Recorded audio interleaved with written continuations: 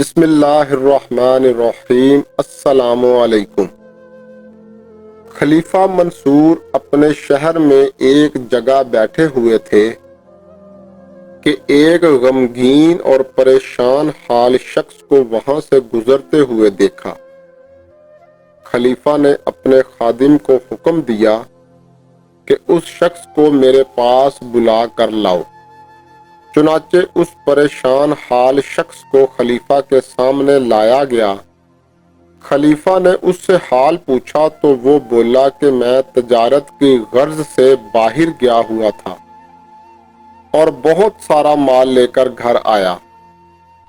میں نے سارا مال اپنی بیوی کے سپرد کر دیا۔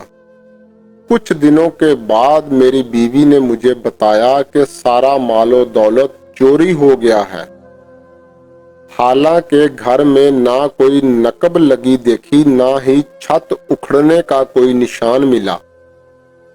خلیفہ نے پوچھا کہ تمہارے نکاح کو کتنا عرصہ گزرا؟ اس نے بتایا کہ 1 سال۔ پھر پوچھا کہ کیا تمہاری بیوی کنواری تھی؟ اس نے کہا نہیں۔ پھر پوچھا کہ پہلے خاوند سے اس کی کوئی اولاد ہے؟ اس نے کہا نہیں۔ پھر پوچھا کہ کیا وہ جوان ہے یا عمر رسیدہ؟ تو اس نے بتایا کہ وہ نوعمر ہے۔ منصور نے ایک عطر کی شیشی منگوائی۔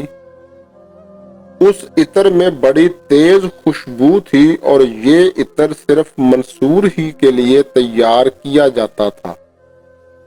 وہ شیشی اسے دے کر کہا کہ اسے استعمال کرو، اس کے اثر سے تمہارا غم جاتا رہے گا۔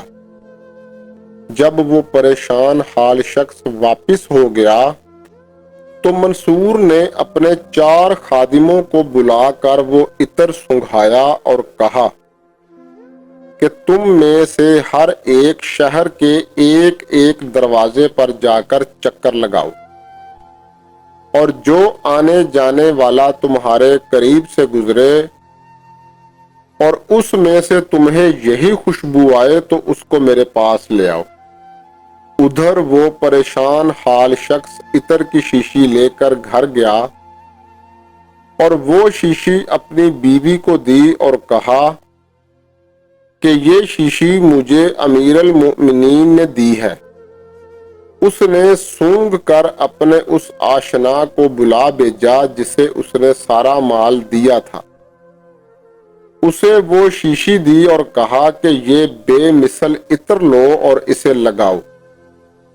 یہ عطر امیر المومنین نے میرے شوہر کو دیا ہے۔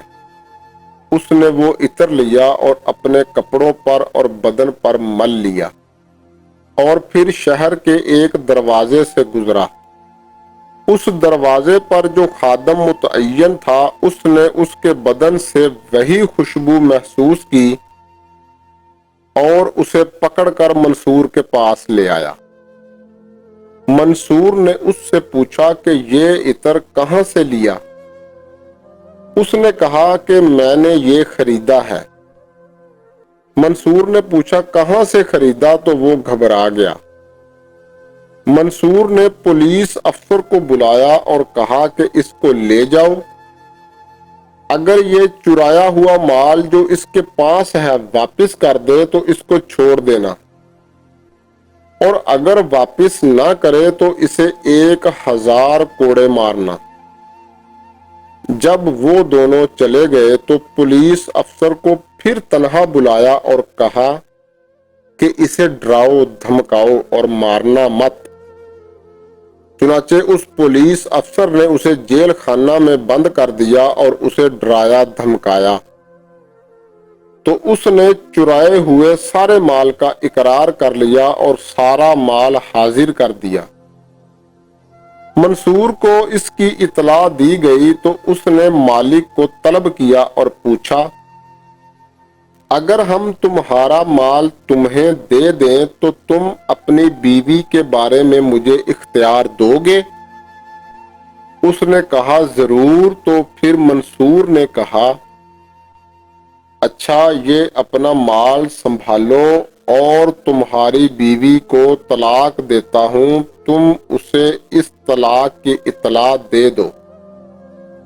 درس حیات: ایسی بری عورت پریشانی اور نقصان کا موجب ہوتی ہے اور اس سے کنارہ ہی بہتر ہے۔